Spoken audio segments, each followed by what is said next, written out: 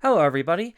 I'm your host, Zenitsu, and you're listening to the Digi Talks podcast, the show that covers various topics from news to meta developments and everything in between for the fine folks who love the Digimon trading card game. Just as a quick reminder, I do stream this live over on Twitch at twitch.tv/Zenitsu, and it's also uploaded as a YouTube video under the YouTube channel of Zenitsu, as well as being on various podcasting platforms like Spotify for your viewing and listening pleasure.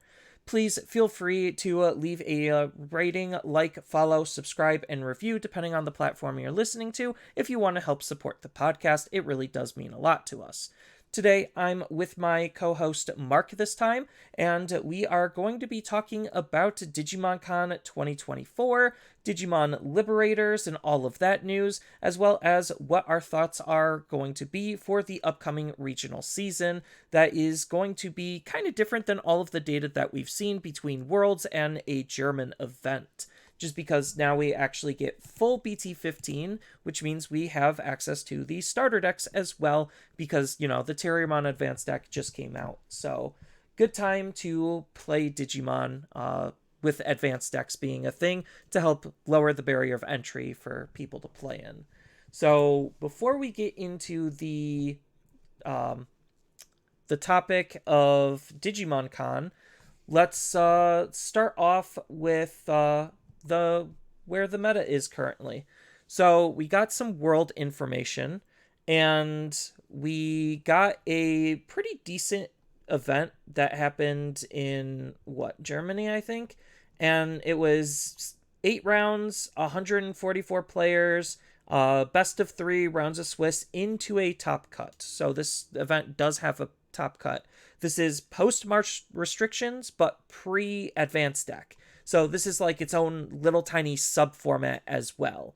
And as far as what the breakdown was, the deck that got first place was Leviamon. In second place was Lugamon. Third place was Leviamon. Fourth place. It just labels top 4. So top 4 was Leviamon and Numemon. Then going into the top 8, we have Gabubond, Red Hybrid, Machinedramon, and another Numemon. Then going into top 16, we have another Red Hybrids, another Numemon, another Lugamon, Divas, Shine Greymon, another Numemon, this time using a red base, Yellow Vaccines, and Hunters. As far as the archetype breakdown, there was the most represented deck out of the event was Red Hybrids, at 18 decks, Numemon at 15, 9 with Yellow Vaccine, 9 with Leviamon, 9 with Lugamon, 9 with Shine Greymon, or 7 with Shine Greymon, 6 with Commandramon and Digipolice, 5 with Machinedramon, 5 with Leomon Tribal, 5 with Gabumon Tribal, and then 52 just miscellaneous decks that weren't necessarily cohesive in terms of breaking it down even further. As far as what was in top 16, 4 Numemon, 2 Leviamon, 2 Lugamon, 2 Red Hybrid, 1 Gabubond, 1 Machinedramon, 1 Divas, 1 Shine Greymon, 1 Yellow Vaccine, 1 Hunter.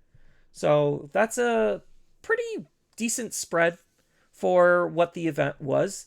And it's nice that we actually have a little bit more data to go off of into the regionals. But obviously regionals having the advanced deck is going to change a little bit. But there's still not stuff we could infer from this information.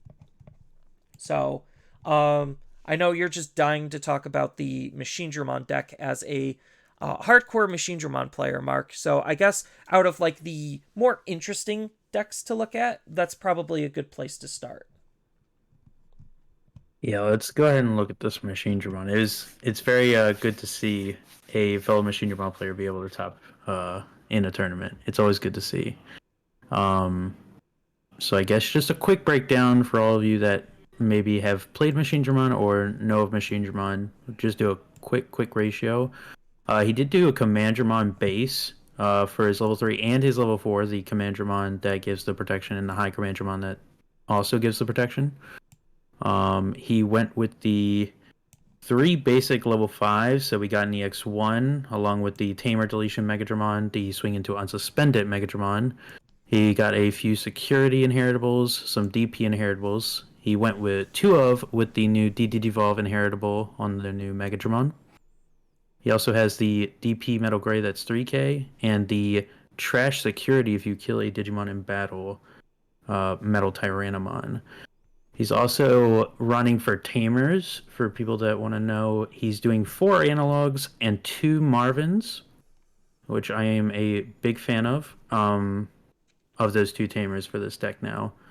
He is also for options running 3 defense trainings, 2 attack 11 mobiles, and 1 super eradication attack. This deck list is pretty interesting, I will say the least. Um, he is going with the strat of basically filtering through your deck very quickly with the new Air Dramon and the Marvin, and still running your Doramon level 3. You can gain a lot of memory and draw if you're running to Doru. Sorry, Doru is level 3. The Dory Egg, with Marvin being able to tuck every single turn as long as he stays on the board, obviously, you can draw and gain very quickly. So Machine Dramon is getting pretty consistent as far as cycling through your deck, and he's utilizing that well with the Marvin teched in and the Air Dramon. Now for his egg, it's interesting. I'm still trying to understand it because I'm just seeing this just now. But he's running Missimon, um, the new Missimon that when attacking you can return 3 D Brigade or Digipolice cards from trait to your trash to the top of the deck, and that Digimon will gain 2k DP for the turn. I'm still trying to understand why he ran that. Because he ran the 4 Commandramon and 3 High Commandramon. I believe that's the only targets you can hit with that. I understand the DP. I just feel like that's a pretty small window to hit throughout your matches. I think it's just to try to consistently see Commandramons and be able to reuse the Commandramons, because the whole point on the Commandramon package, to my understanding, is the inheritable that gives you basically Omni protection, so that way your Digimon just is almost nigh unkillable, and making sure that you can reuse them is like super key, because you need to find them in order to have the inheritable be online. So if anything happens, it's a way to grab them back. I don't necessarily think it's for the DP. The DP could matter and could come up in niche situations, but I honestly just think it's a way to just constantly reuse Commandramon. Because if, like, think of it, you have one Commandramon on the field, one in your big Machine Dramon stack. You let the one die because it's gonna like your Machine Dramon's gonna go away, so you have to pop it. You swing with the Machine Dramon, put it back on top, draw it, play it again. So that's like the theory that I'm thinking of on why they went that way. That makes sense. I can see he went with the if the one stack survives it all method, which is still a very formidable method. I've tested this theory out a few times, and the only thing is it kind of messes with consistency. Um, Trying to rely on the one stack coming out, because if it goes, then it's pretty hard to get a new stack out in time before your opponent can kill you. But I will say when I tried it, I like the way he's doing it here more than the way I had it, because I was just doing the Commandramon level 3. I wasn't doing High Commandramon, and I wasn't doing Missimon to do that cycle that you're saying he was probably doing, which makes sense. I do agree with that. I think that's probably the method that he was trying to go with. Yeah, and then just Marvin's just a really solid card. Just it gives you safe jamming and blocker, which means that you could free up your level fives to do more than just those. So you could run fewer. Well, you weren't running jamming anyway, as an inheritable, but you now can run fewer blockers, especially since the analog man also is a redirect. So you have like blocker from the inheritable, a redirect, reboot, and then just a slew of really good abilities.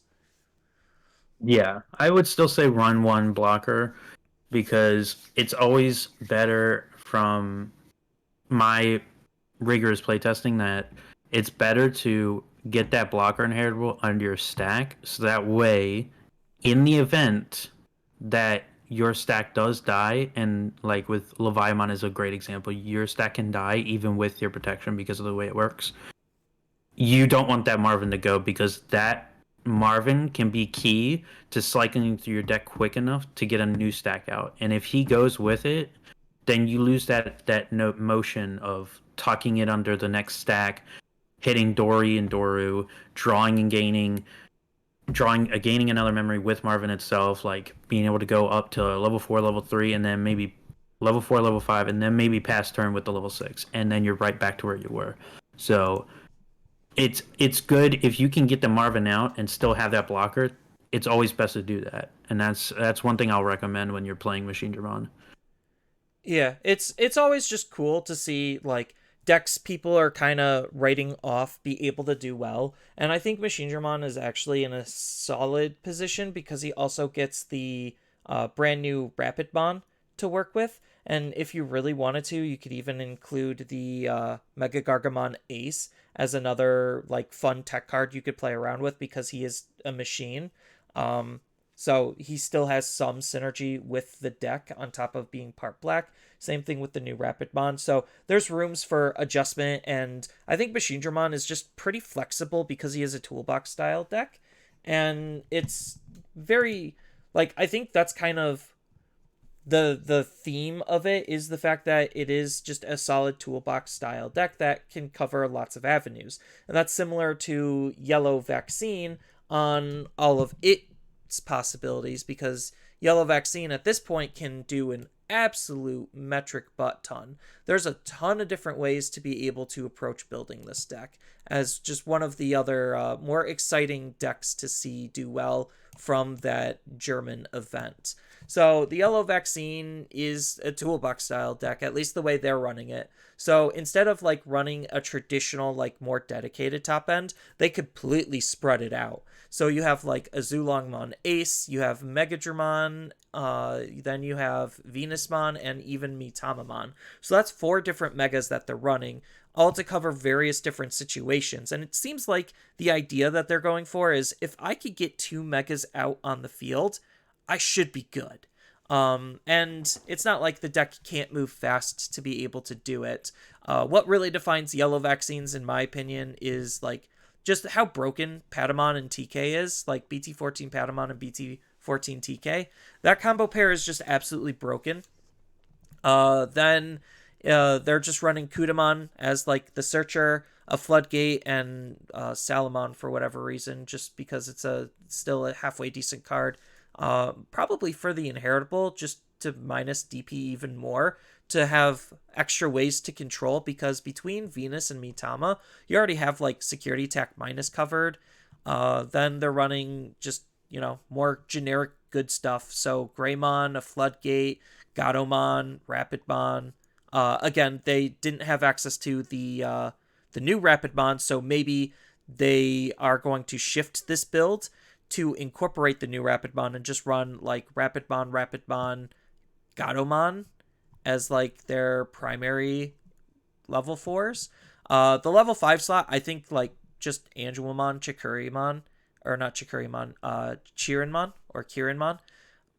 I think that's just the best combination. Like Angelmon Ace just covers so many bases, just really solid control and removal on top of the potential recovery that you're going to be getting not only from her ability, but if she's just sitting passively on the field, she'll just give you more recovery when the opponent just tries to beat into it.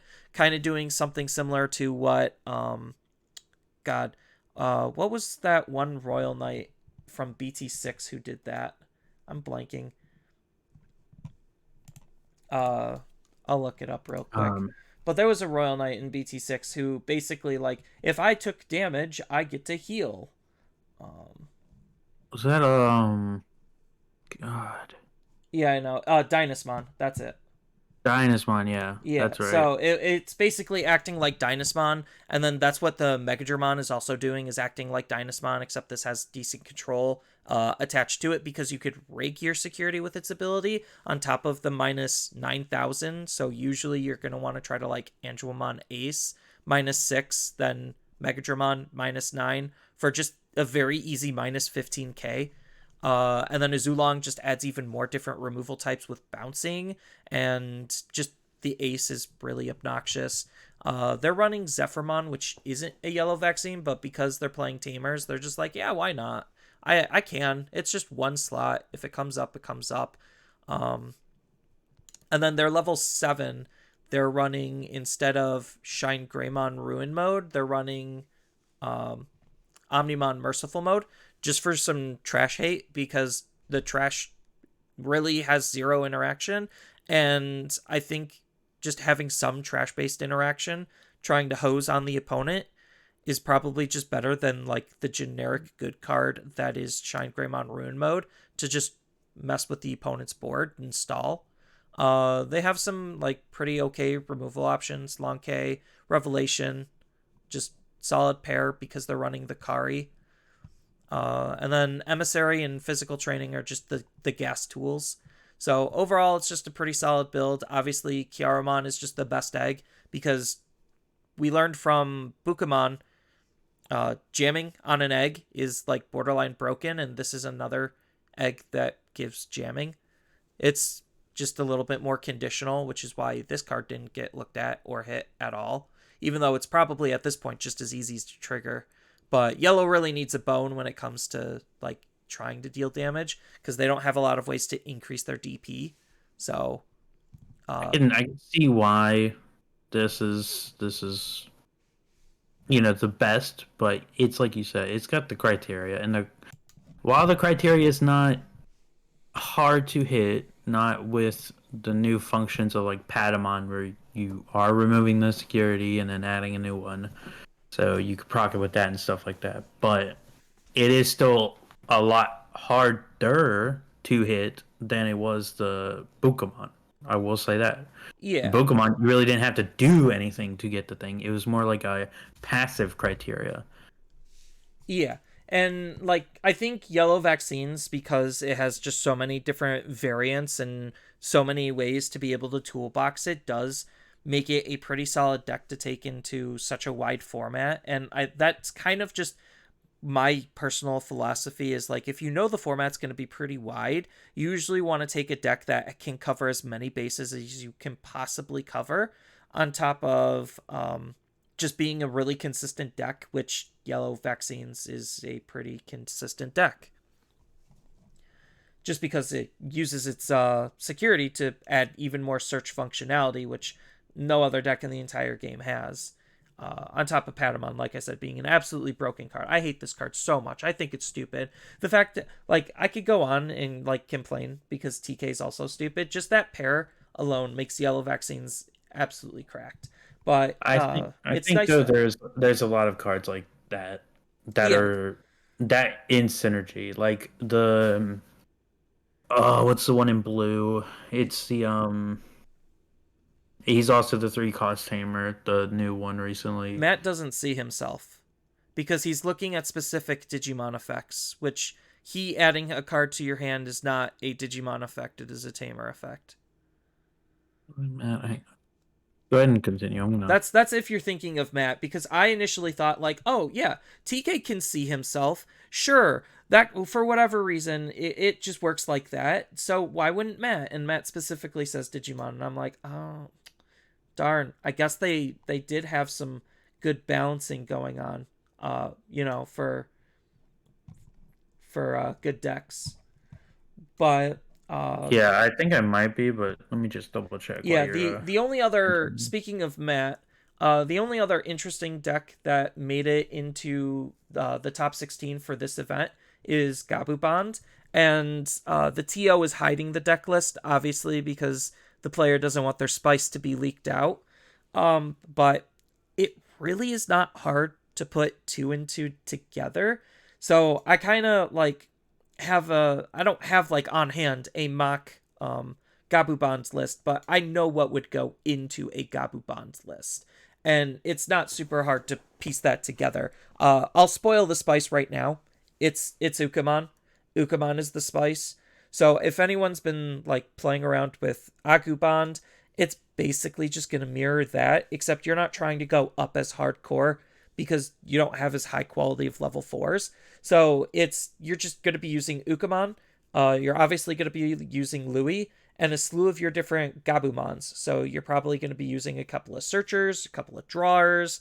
Um, you're going to be using obviously the BT6 to synergize with the bond.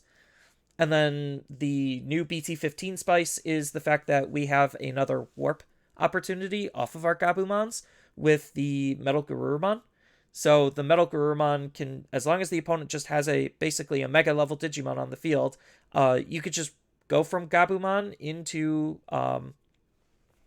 it, and then you obviously have your trainings, which could actually reduce that. So you could like Digivolve from a rookie into a level 6 for a cost of 2, which is like kind of crazy to think about. Granted, you don't have all of the other crazy inheritables to make the card more busted, but the fact that uh, Gabu Bond only costs 3 to Digivolve means that as long as that card is able to survive a single turn, it just gives you an easy access to be able to use the level 7 as a level 7 and not need to warp off of it. Then you have the new mat, you have obviously memory boost to try to increase the consistency.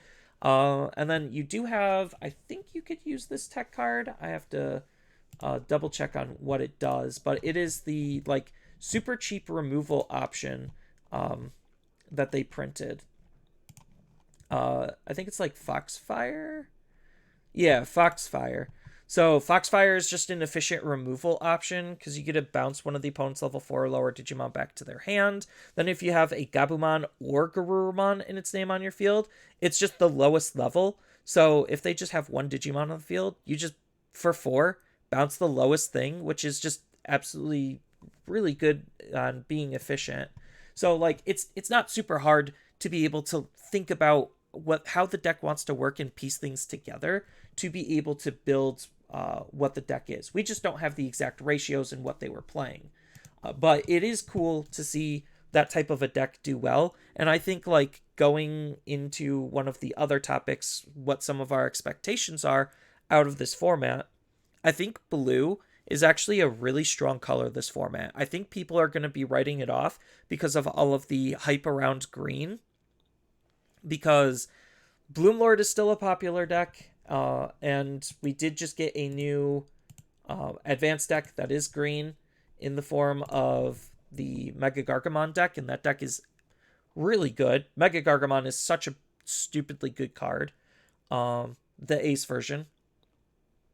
And then new Armor Rapidmon is just it just is a really solid, well constructed deck when it's fully upgraded. And I think that deck is gonna like enter the sphere of like top meta contenders, probably more so based on popularity and the fact that we know it's gonna get better. So people want to get good with the deck now because it's only gonna get better in the next set as well. But as far as like some other popular decks that would kind of be okay for blue to be able to go up against, obviously the Rapidmon deck because they're sitting on level 4s.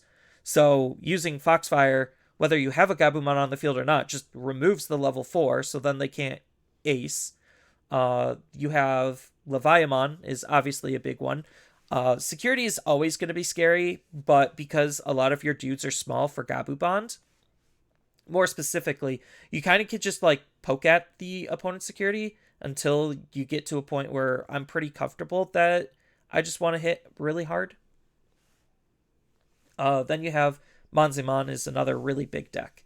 I think like those are just my top 3 decks that I'm afraid of the most in this format because Monzimon is another like super aggressive go wide deck that can just flood the field and gain so much tempo and advantage that it just snowballs, and it can be very hard once it's set up to be able to like come back from. It does have some weaknesses. Again, Mega Gargamon is being one of the biggest ones where it's like, yeah, all your bodies are small, and I just have enough blocking ability to kind of just wall you out and not care.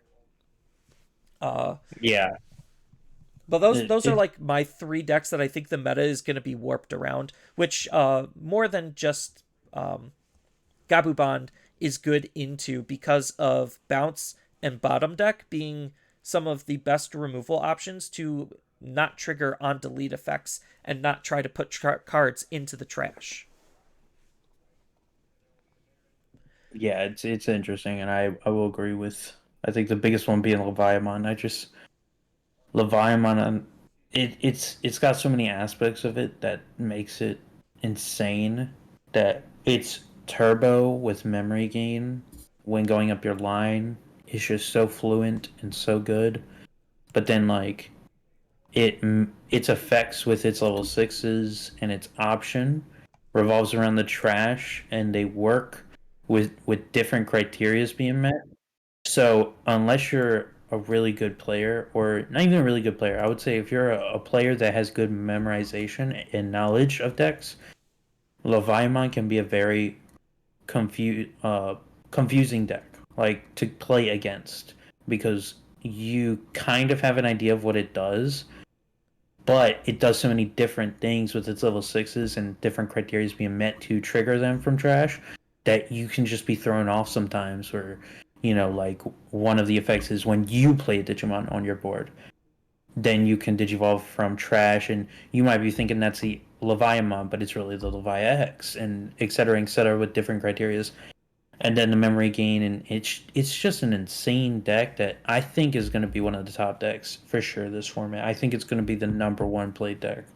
I'm Be- I'm placing a bet on that. Yeah, between that and the accessibility of the advanced deck, Double Typhoon, I think those are probably going to be the two like cornerstone decks. And Numemon is a really solid deck, but it's not the most accessible.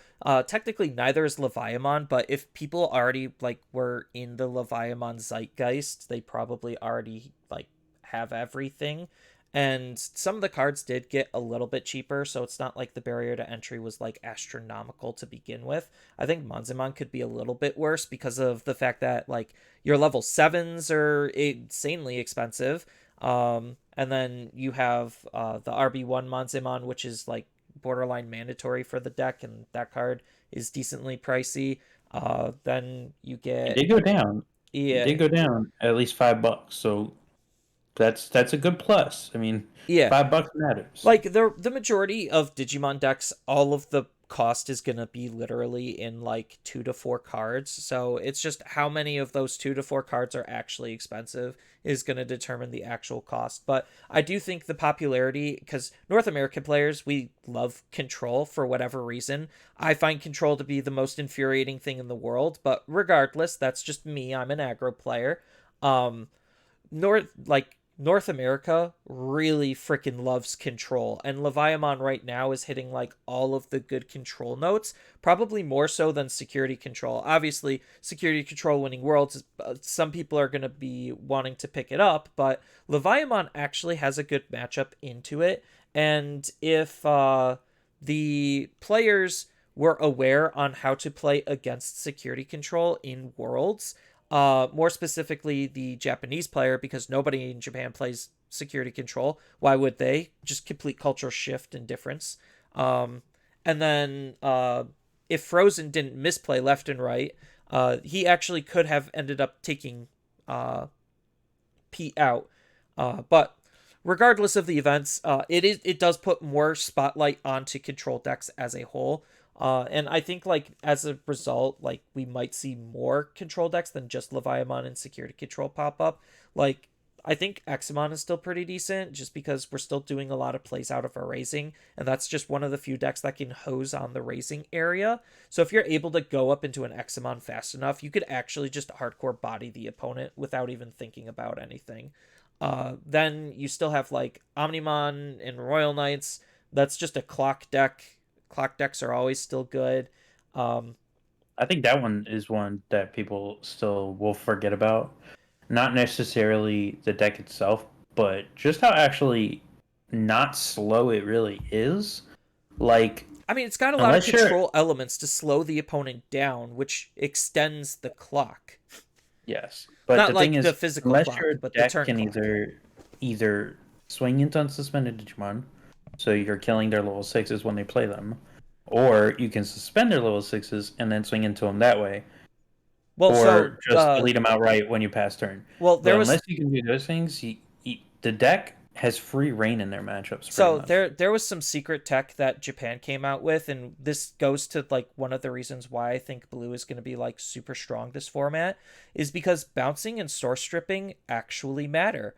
And the fact that you have a lot of Royal Knights named All Force Vidramon that bounces in source strips. So, hey, you have good cards that you could use to tech for the meta because it doesn't necessarily care about the name specifically. It just cares about like the card number. So you could run a whole bunch of All Forces in your deck and then Omnimon just play a bunch of all forces. Like that is a thing that can happen, and it did well in Japan a total of once. But I think like just the fact that it is a um blue centric Royal Knights deck, that kind of does mean something. And then, like, speaking of other blue decks, Melga is definitely a deck not to sleep on, and Mirage is also not a deck to sleep on in terms of like just other good blue decks. But I think purple is still just a really strong and popular color because like Lucamon, Beelzemon, um, you have Belfmon as well. That's still playable. Like there's still just a lot of like absolutely super strong and kind of broken purple decks that just do its own thing. Yeah, I mean, I if I see a Bezelmon Bezelmon player, I don't know why I'm saying that weird. Beelzemon, Beelzemon player, yeah. it I'm not gonna be just because I haven't seen him for a while. I'm not gonna be like, oh, this deck, it's not gonna do nothing. No, that deck can still kill you just as easily as it could 3 sets ago. You just haven't seen it in a while because it just people probably dropped it for some of the newer decks that have been coming out their last recent sets. But the deck didn't get any weaker. The deck can still, because it has its own unique win strategy and play style, because it's purple, it didn't lose its like momentum. It really didn't. So if it comes back, like someone plays it, it's gonna be just as strong as you played it against 3 months ago or 3 sets ago.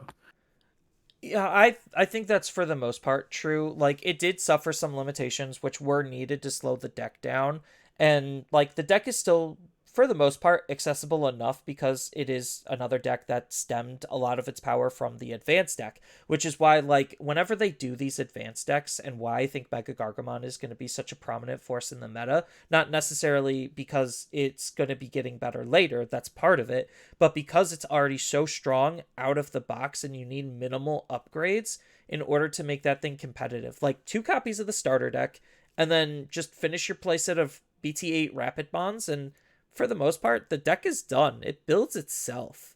The only thing like you probably would want to invest in outside of that, which isn't 110% mandatory, is probably Mimi, and that's like, and you're done. Like everything is already inside of the deck. It's just crazy how well put together those things are for accessibility into the meta. Um, I and would like to say just one thing before. This is off topic for meta decks, but for upcoming Ultimate Cup, I might play Mamimon because I've been playing it recently, updated with all the new cards and the training cards and stuff like that. It's pretty funny to play, and well, it's actually pretty nice. so Mamemon, most players just you're only using the level 4 mames because, or not level 4s, level 5 mames, because that's where like you kind of have to, because that's where a lot of the power of control comes from. Between Manzemon, Manzemon X, and Waru Manzemon, those 3 cards are insane. Like having alternative forms of removal is just super good right now. So the fact that Waru Manzemon can de-digivolve actually matters quite a lot.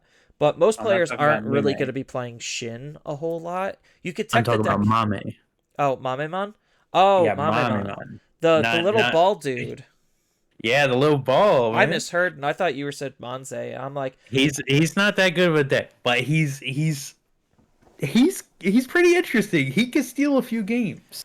I mean, He can I steal see a a few lot games. of people like talking up about Justimon. So like there's like Oh yeah. those like really hyper casual decks that can kind of do better. Sure, the training cards make them a little bit better, but I was talking with one of my acquaintances on Facebook, and because he was building that online, posting his iteration nonstop, trying to make the deck work, and I had to like calm him down. I'm like, all right, my guy, stop, breathe. All right, you breathed? Good. Now, listen.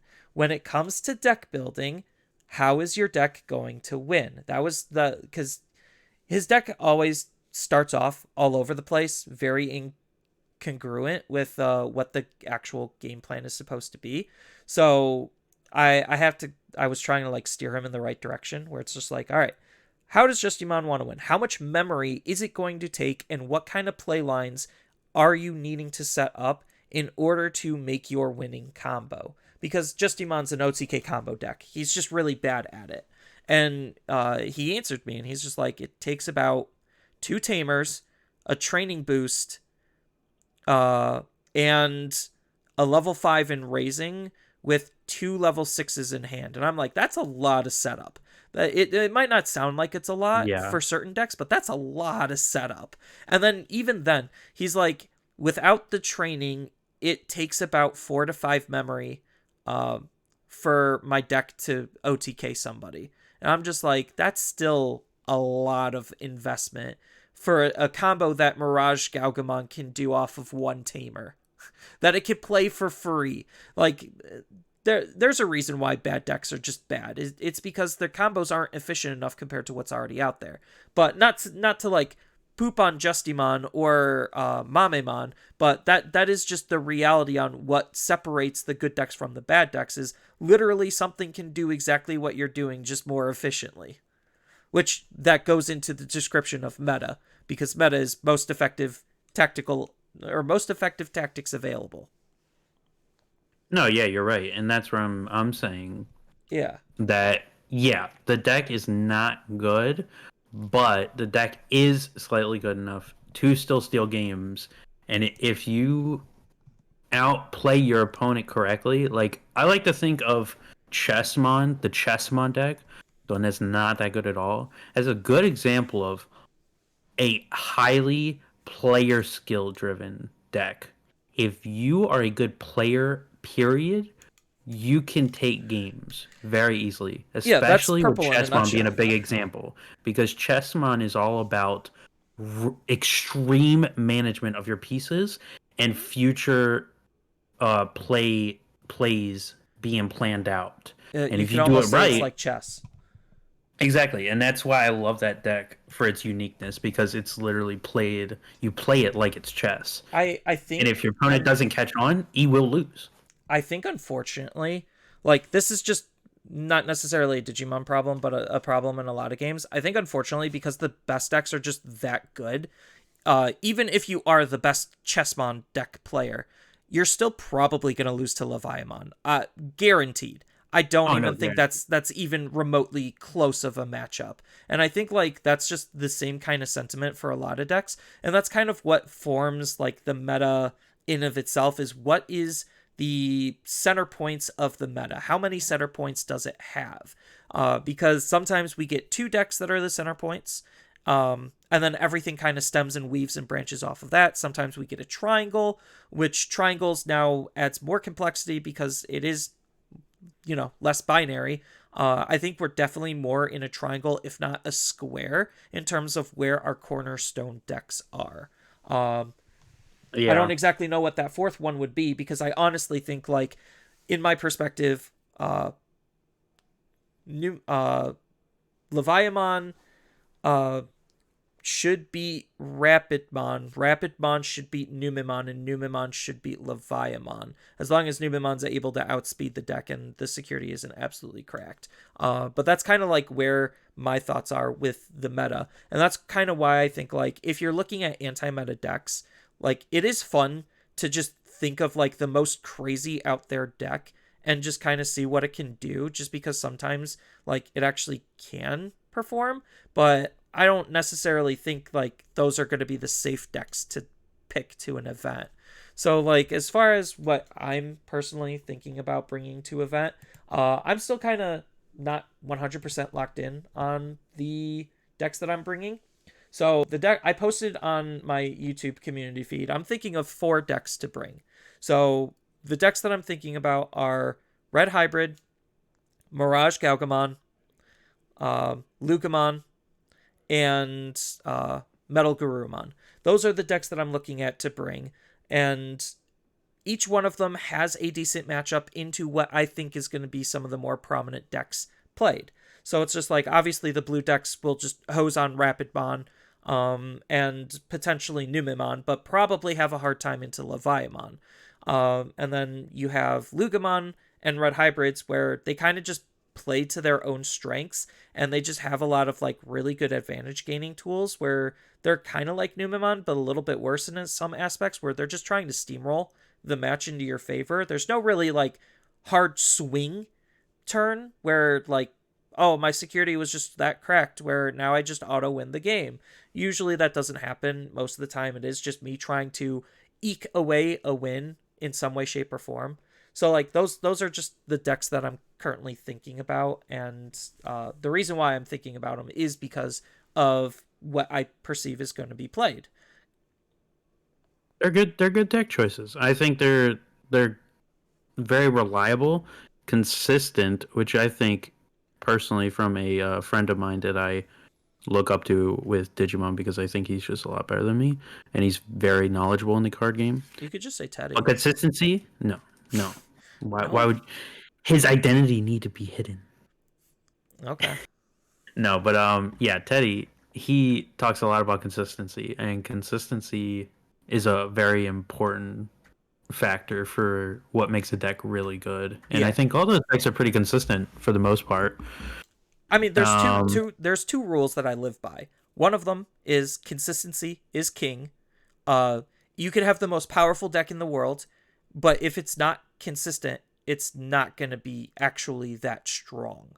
Um, and yeah, all of the decks that I chose are highly consistent decks, again, for that reason. And then the other philosophy that I live by is the meta starts with aggro, the meta ends with aggro. Start the meta by playing with something that you're familiar with and can be very aggressive, because if anyone's new to the game, you're easily going to be able to take advantage of that.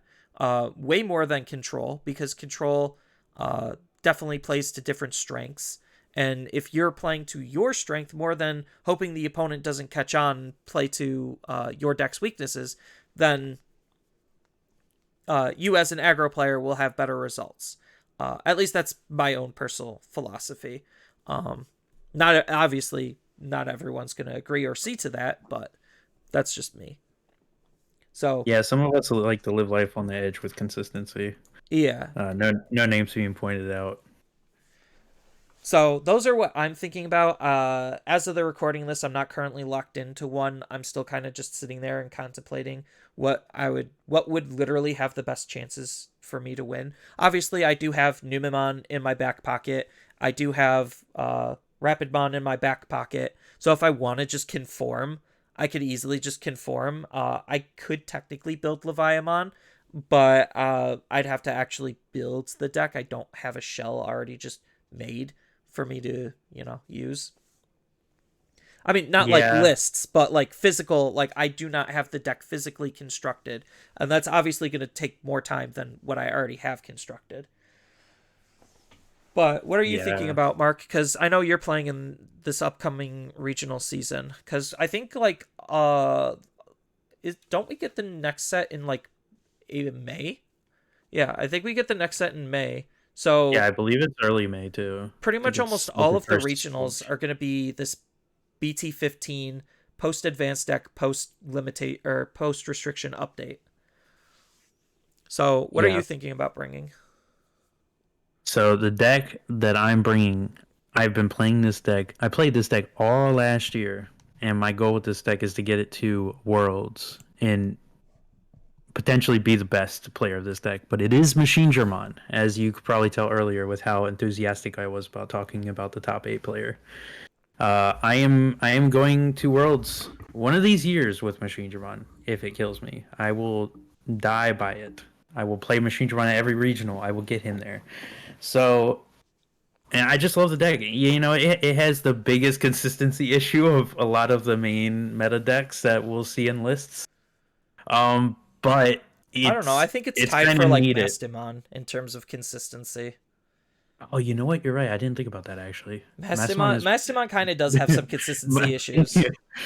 Yeah, that is true. But like Mastamon, our ceiling potential for raw power with what our decks can do is just so high that if we were even as consistent as, let's just say, like Numemon deck.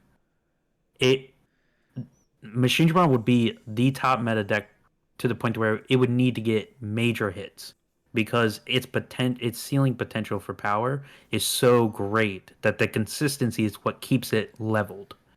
And that, unfortunately, it's the most annoying downfall for a deck, but it's just something you have to deal with because, you know, when you get the stack out, 9 times out of 10, without the example of Leviathan, because Leviathan's kind of the new and first pure counter for Machine Dramon, where Machine Dramon's like main form is protection against pretty much everything. Leviathan can bypass that. So I say Leviathan is its first main rival counter. But Yeah, you its just gotta hope potential to would just be dodge them. crazy. You just gotta hope to dodge them. So like part I, of the reason why I like red hybrids in terms of my success with it and the fact that it took me to nationals, I can solely attribute that to I just picked a good meta deck. I do think picking a good meta deck for the event can take you very far, as well as obviously dodging your bad matchups and playing into your good matchups. But that just yeah, goes into the meta pick. I picked a good deck. It took me very far because I'm a good player on said deck. And I think a lot of Digimon can attribute to just, picking the good deck. So if you're afraid of Leviathan, but you think you have a good Rapidmon and a good Numemon matchup, then yeah, that's kind of similar mindset that I'm in with some of the decks that I'm taking. Obviously, Leviathan, I would rather not see, but I know I'm going to see at least one. yeah, exactly. Um, I will say I would like to pose one question, and that's what me and you would want to be the winning deck for this first regional of the year, at least for North America, and which one do we think will win? Yeah, I know we kind of didn't do a question of the week, and I think that's a good question to do as the question of the week. I know it's a little late into the episode for it. Um, but as far as the deck that I would want to see win, that's a tough one because there's a lot of really strong decks that I would enjoy seeing. I kind of want to see Lucamon, to be honest. I like that deck a lot. I think what it's doing is really fun, but it's been so stunted in terms of its success that like I think a lot of people just kind of are writing it off and giving up on the deck, and I think that's a shame. So even though it is a purple deck, even though it is absurdly stupid at times in terms of the combo play, and there are ways around it because Mega Gargamon can just shut it out, and so could Leviathan. Um, I think that it still is just a really strong deck, and I do want to see it do good. Yeah, I can agree. I think that deck's pretty cool. I think it was overshadowed, honestly, also by Leviathan coming out because they pretty much got Well, it was overshadowed by like Anubis first. yeah.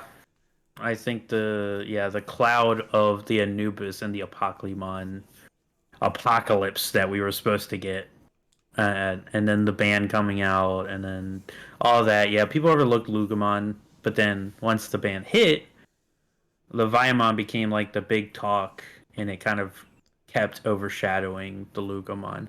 I personally think Lugamon is still a pretty damn good deck. Maybe not as good as Leviathan, but they kind of both have their own play style. Like you can't really compare them as one is better than the other No, one's a control deck, in one's a a way. aggro combo.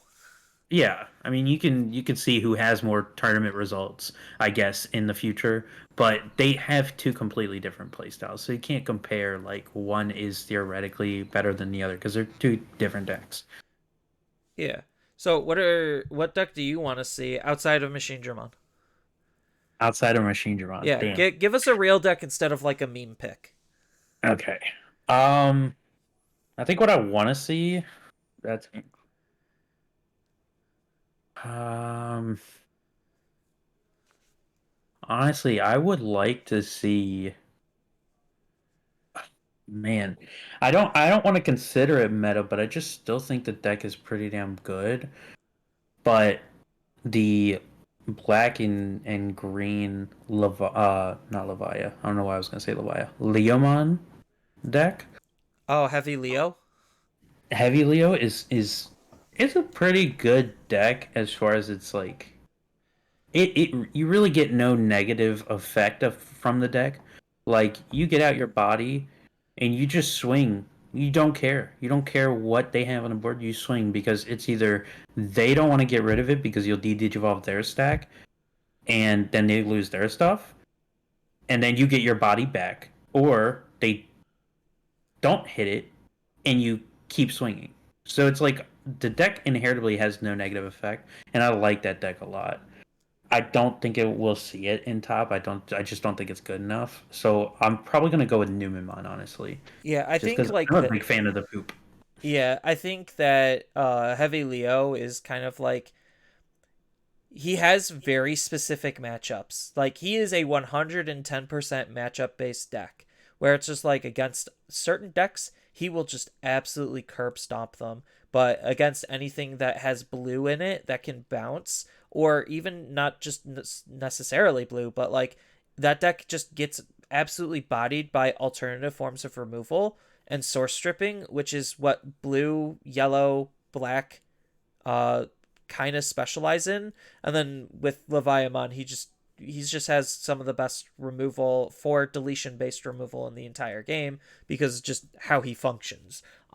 So he could still get around Heavy Leo because you're also just playing the big body for free that they can't de-digivolve. So like he is just a byproduct of like match like where the meta is developing into poor matchups. I think he has like a pretty okay Numemon matchup, but that's about it in terms of like the top decks. I don't think he could beat anything else as far as the big three.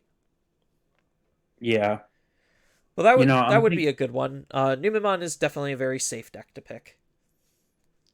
it's just funny seeing poop win. You know, honestly, I think that's what it comes down to. As strong as it is, and it being like top three deck. Yeah, the It's so funny seeing poop win. Like, because I remember when the memes came out with the poop that were like, just if poop ever wins in the future, we're gonna look back on this moment when we laughed at it, and sure enough, this moment has come where poop is topping. well, part of the And reason why it's so successful is 110% Ukamon because of how stupid and strong Ukamon is as a card.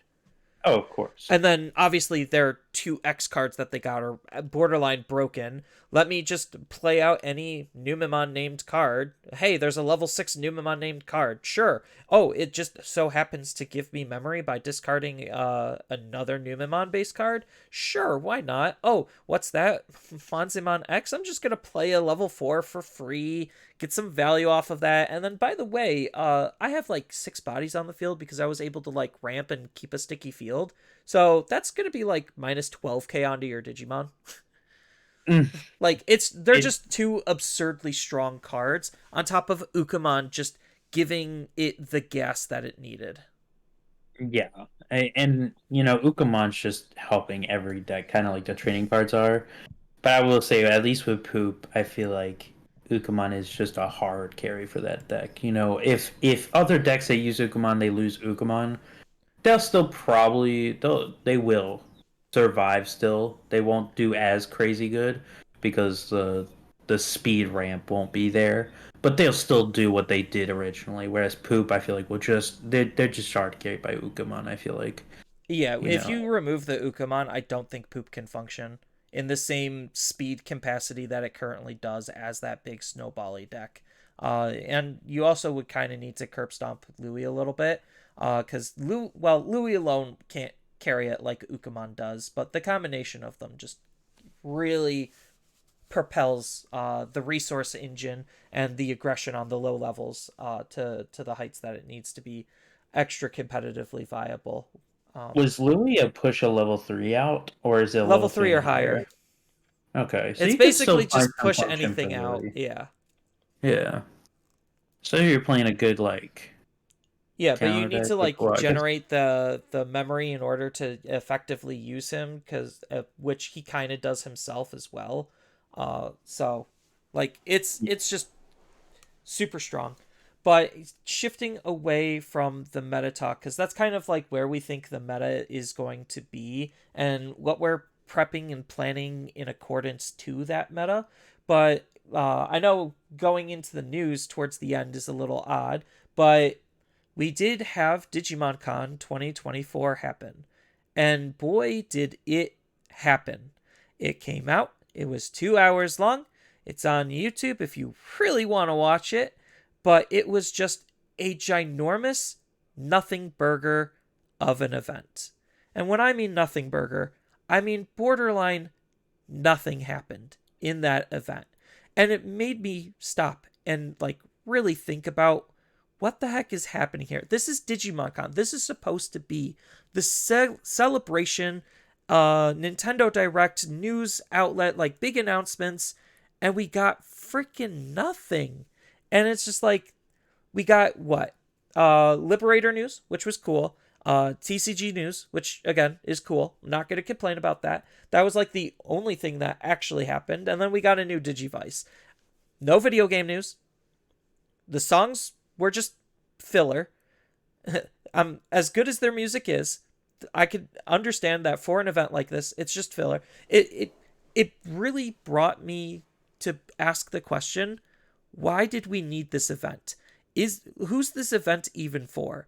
And then I dug a little deeper in my brain and I was just like, is this a conference or is this a convention? What does con actually stand for? Or are they just conning us into watching it? Like, I don't know.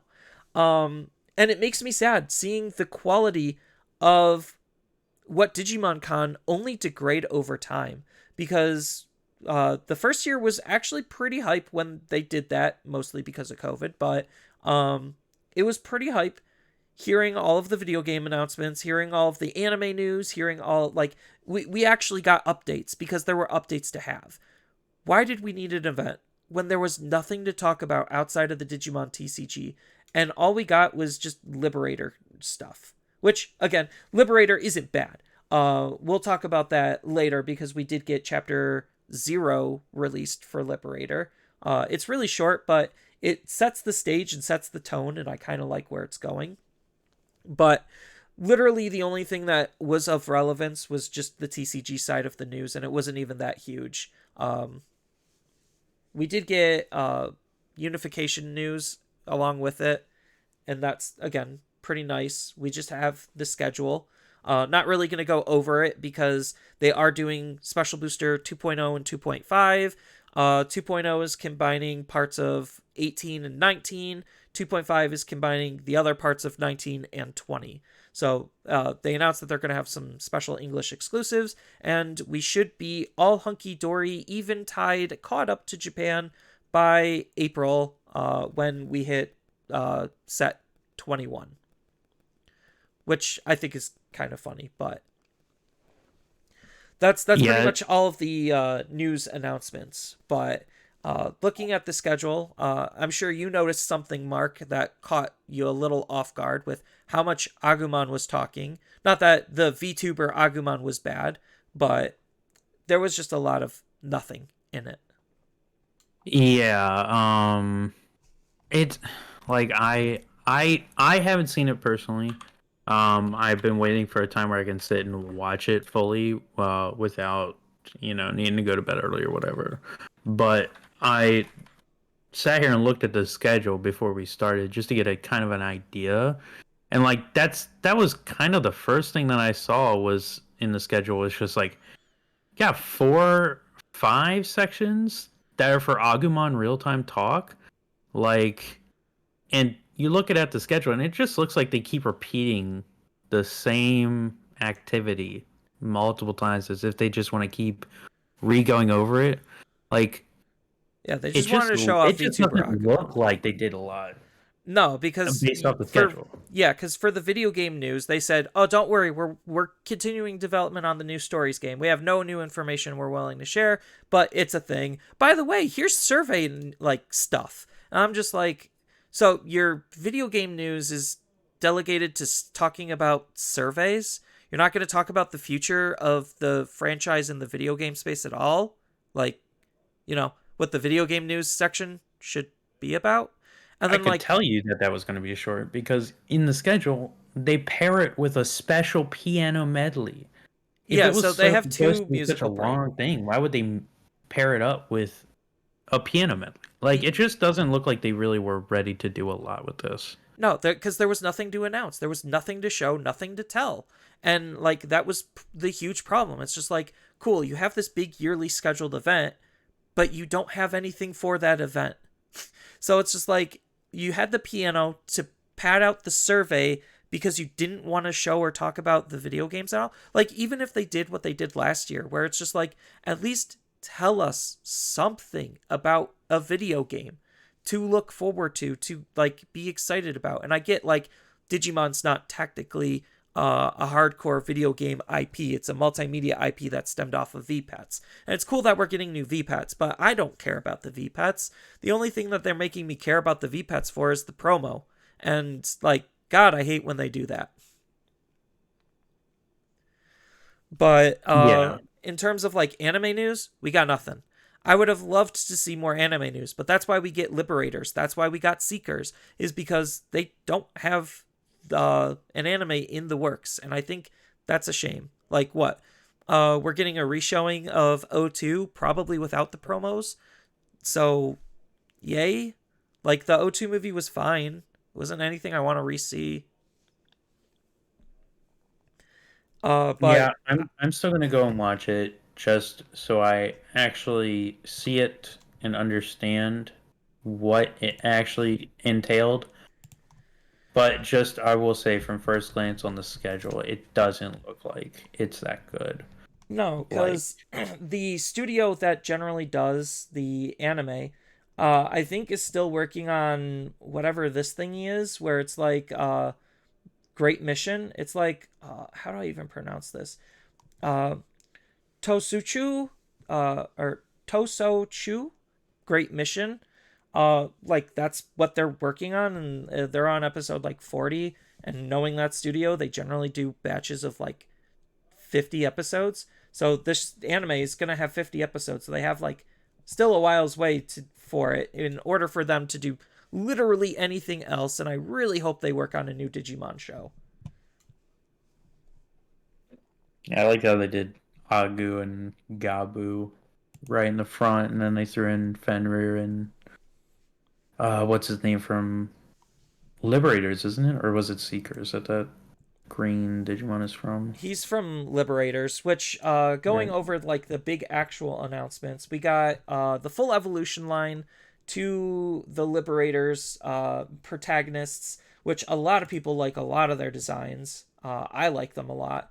And then we also got Chapter Zero, which kind of helps set the stage. So I know like the big thing that a lot of people are like memeing on is the fact that like, oh, in Worlds, War Greymon loses to Galactimon. And I'm just like, based on the cards that we have, that realistically wouldn't happen very much, if at all. So maybe it just means we're gonna get new War Greymon cards or new Galactimon cards. I don't know. That obviously it they didn't show any new effects for any new cards that the characters were using, so we only have speculation based on what we have. Who knows? But either way, it's like cool. They're introducing Liberator as like a server or something that the players go to play, and their Digimon, basically Yu-Gi-Oh style, kind of get digitized on top of their cards, and it seems like it's really not necessarily trying to be Yu-Gi-Oh, but it's taking a lot of like the TCG staples in terms of like an anime or manga. And I'm all for it, to be honest. Like give me a good story, give me some good characters, throw in some card game tropes in terms of the anime and manga like storytelling, and let it be fun. Let it be goofy. Let it have its serious moments. Yeah, I agree. I'm in we're seen for that. Cause I think like the big takeaway so far is because like their digivices are basically deck boxes, and like We don't know if they're going to have any like actual partner connection yet to their cards or to the Digimon that they're like being partnered to. So far, it might not seem like it, but it's only chapter 0. Um, and it just seems like it's going to give a lot of people exactly what they wanted out of like a TCG, like multimedia thing. Yeah, yeah. I saw the new Digivice. I actually like the design of it Yeah, like personally. I think it's make super cool. yeah, give us deck boxes.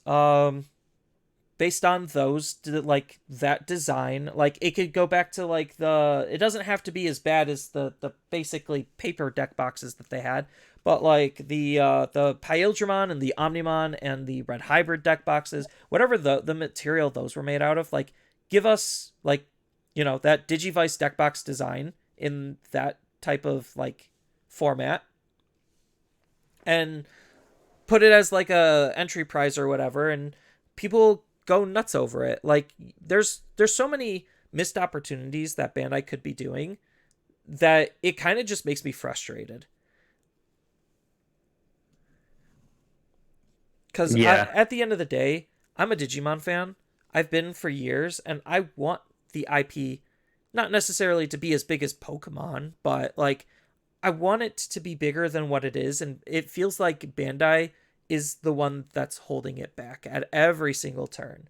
Getting a game greenlight takes apparently a massive amount of effort, uh, which is why we see one every couple of years versus Dragon Ball and One Piece, where they basically crap those games out once every year. Part of that is probably due to licensing laws, and they don't want to lose the license. But part of it is just like, why, like, you could make this brand so much bigger if you just gave it more attention, more light. And the fact that Digimon Con was just such a joke really just didn't do anyone any favors. yeah. I feel like sometimes eh, it's hard to say, but I feel like sometimes Bandai doesn't care anymore about Digimon, but then sometimes I feel like they still do. Like it's so back and forth sometimes. Yeah, it's like Like a hot and cold relationship. Oh, we really love Digimon. By the way, we're gonna forget about Digimon for the next like 2 years. Oh, but once it comes back, it's gonna be really hot again, and then it's gonna go back to being cold. And I'm like, can we just have like some level of consistency, please? Like, I know this is me more being cynical, but as a fan, watching Digimon Con, playing the games, watching the anime, just being in like the Digisphere uh, for as long as I have. I want more. Like that's yeah. all I want. And like it's so funny that it's just like I want more, but Bandai's not giving me more. So like what am I left to do? Like the logical thing for a lot of people is to leave and come back every now and then, but I like talking to all the Digi peeps. Yeah, I can't do that. I'm too committed and I'm too in love with the card game to quit. And I think just I the wasn't only speaking thing of I really just the want more card of is game. just I was just regional. talking about like the multimedia franchise that they tried to have it be. Yeah. Because it's like I there was a hot minute where I was talking to the VPET people because I had the whole Pulsemon like wristbands thing, and then they were pushing that for a while, and then they stopped pushing it because it kind of just died and fizzled out, and nobody cared anymore. So I was just like, cool, that was great. It was also expensive, so I'm just like, yeah, I'm not doing that again. But that's just another example of they cared for a hot minute, and then they just didn't. And I'm not yeah. saying that's going to happen with the TCG because the TCG demands like TCGs demand stuff to constantly be changing and evolving. So the TCG is like the safest thing you could do if you're interacting with the Digimon IP right now, because the games apparently they have a stories game in the work and that's it. Anime studio's off doing something else. They're working on a manga after a pretty okay web novel. So like it feels like they're very confused and they don't know what to do with Digimon. outside of just continuously update the TCG because, it's a TCG. They just basically are printing money. Yeah, and I I will say at least with the video games they've done pretty well with. I am very happy with all their video games, which personally I need to still finish. Um, Next Order or what was Cyber Sleuth? their most recent one, the story Survive. one? Yeah, I need to finish that. I got I think a quarter of the way through, and then I stopped for some reason, but I want to go back and finish it. I like Survive. I liked it a lot. I platinumed that game on PlayStation. But I Yeah, also enjoy a good or not web novel, graphic novel every now and then. yeah. So So hopefully they do better. I think also with the card game, I would like them to do better with the tournaments because like we with the supposedly, recent like player count drop on the major tournaments, like especially regional with this year, yeah, I don't they know why cut out they're. invites or not cut out invites. They cut out the open enrollment for this year, so we're back to how it was before, except store championship invites are not added back yet. So Well, they're the method of supposedly getting coming invites is in. very We just don't have enough information because they didn't give us any. So they're probably still working it out. Um, well. Right now, they're doing store regional. They're trying to do this new thing, store regional, which yeah, that should have an invite personally I attached don't to think it's it. going to happen as much as store champion because they're still going to require probably a pretty decent sized player count, probably a little bit It's more capped than at the store champion. 64. Oh, We is it? Yeah, Oh, we know okay. that store regionals are capped at 64. Online regionals and in-person regionals are like, I think in person they're capped at like 384 or something like that, or maybe in person they're capped at 256 depending on location and event. But regardless, they are trying to do more. We do know that Bandai is working with more TOs. Don't know when they're actually gonna go into effect to actually host events, but they are attempting to. This is rumors down the grapevine. So it's nice to see that they're at least trying to make the games better. And I keep saying in all of the podcasts at this point, I'm a broken record. Unification is going to be the biggest year for Digimon. This year is just the ride the wave to unification. They're just going to try to establish some of their systems so that way they can solidify that for the unification year, which is going to be the make or break year.